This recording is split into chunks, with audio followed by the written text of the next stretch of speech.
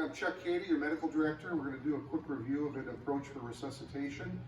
The first thing I want everybody to think about is when they get on duty, have a meeting with the crew as you normally do. Listen to the lead paramedics and have pre-assigned positions that you can count on when you respond to a cardiac arrest. What we're going to introduce today is a plastic sheet that's going to be a barrier to cut down on aerosolization during the cardiac arrest, and we're going to try to show you how we can implement that, hopefully with very little difficulty. During this video, just be mindful that PPE is assumed to be used. We're not using masks or gowns or gloves at this time so that we can conserve the materials that we have. And be sure to be safe out there, work as a team, and establish one leader at the cardiac arrest so that everybody can follow suit and listen to that leader. All right, so 36, 86, and 52 are responding for a cardiac arrest. Paramedic on 86 arrives. Hey, are you okay? He checks the patient. He came in with his monitor, identifies that he's a pulseless non-breather, and applies the monitor to initiate assessment. He lets the crew know the cardiac arrest. 52, we got a code. Now the crew that's arriving in the ambulance knows what their predetermined assignments are. They get on scene. There's the plastic barrier that gets put down to protect the environment from aerosolization.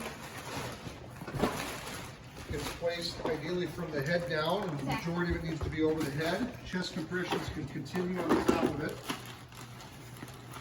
We're fortunate enough to have a second paramedic arrive, and she knows that her assignment is to start an IV and get epinephrine delivered. That arm can be pulled out from underneath the plastic and an IV started. The initial EMT starts managing the airway underneath the plastic with a bag belt, mask, and oxygen. The paramedic now moves up to that position to insert an advanced airway. All this is done underneath the plastic.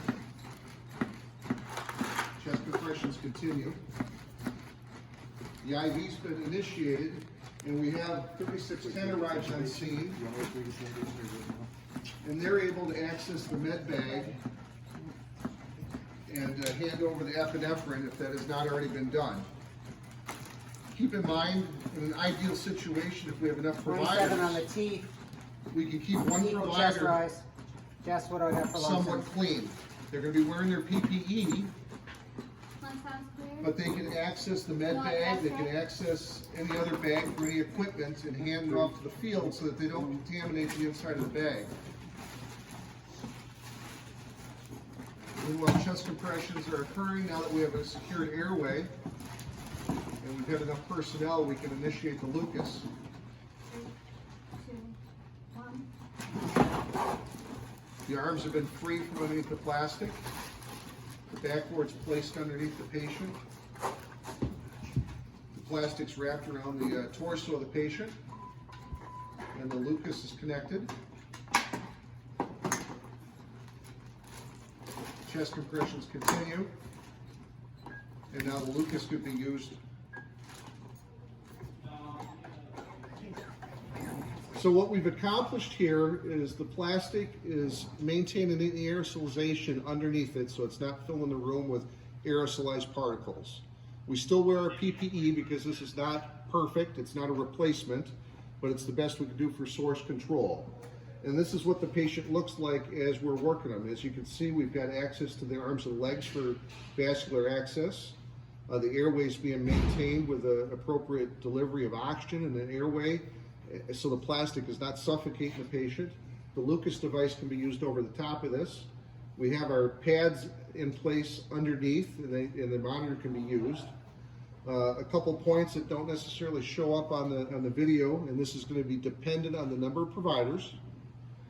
But ideally, when you understand what your roles are when you get to a cardiac arrest, and the fact that we want to get epinephrine on so quickly, we can have the IV kit, and we can have the first dose of epinephrine out and ready to go.